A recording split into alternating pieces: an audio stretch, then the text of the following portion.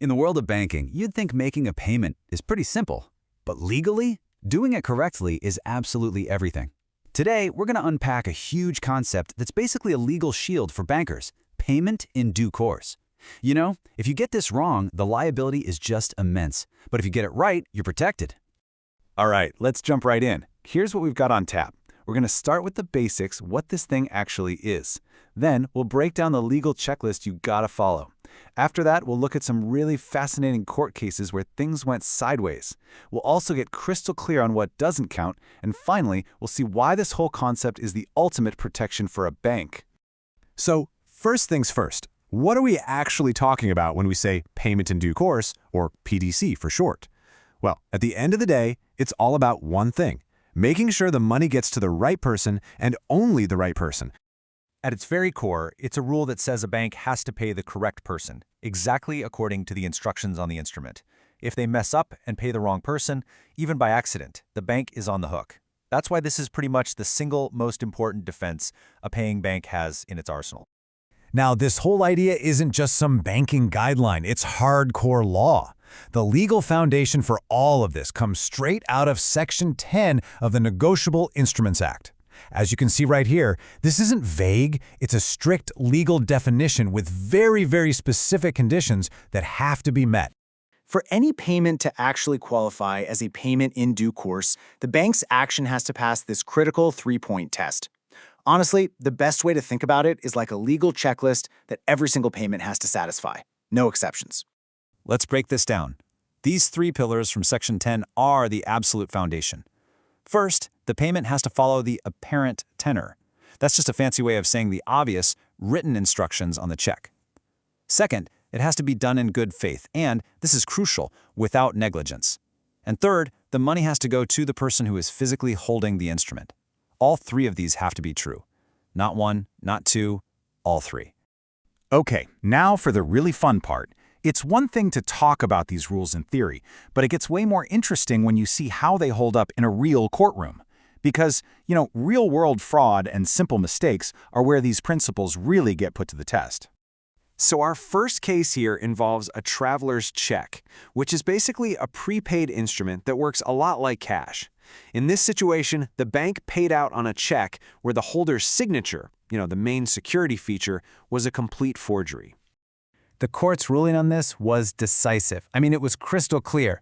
The bank paid the wrong person because of a forged signature. And since it wasn't the rightful owner, the payment was not in due course. Simple as that. The bank was held fully liable for the loss. It's a textbook example of failing the most basic test. But what happens when the fraud is so good that the bank couldn't possibly have seen it?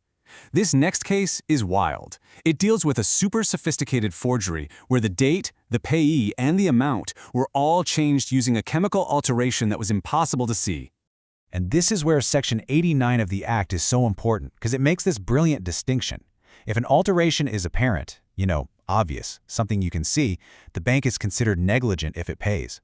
But if the alteration is non-apparent, so skillfully done that it's invisible to the naked eye, the law actually protects the bank, as long as they acted in good faith.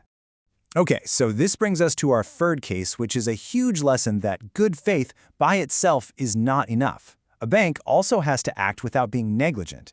See, it's not just about what you don't know. It's also about not ignoring the things you absolutely should know. So get this. The check was clearly made out to someone in their official role as a company liquidator. But what did the bank do? They just handed over a pile of cash to the guy personally. The court called this out as gross negligence. The instructions on the check itself were a giant red flag, and the bank just flew right past it. And they paid the price.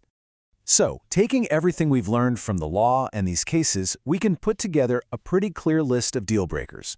These are the situations where a payment automatically, 100%, fails the test and cannot be considered a payment in due course. If the signature is a fake, if there's an obvious change on the check, if the customer has already called to cancel the payment, if special instructions like account payee are ignored, or if a post-dated check gets cashed early, any one of these will just completely void the bank's protection. The payment is not in due course. Period.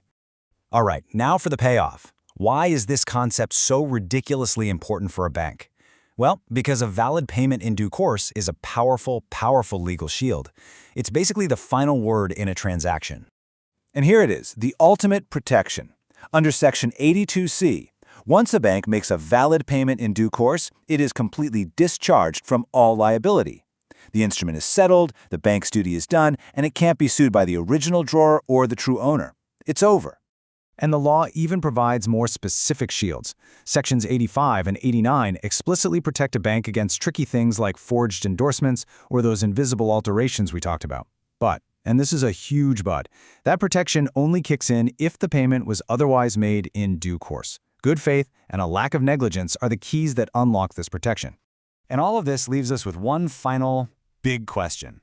I mean, these rules were written for a world of paper and ink. But now, in an age of instant transfers, QR codes, and digital wallets, how do these foundational ideas about paying the right person, following instructions, and acting without negligence, how do they continue to define who is responsible when money goes missing?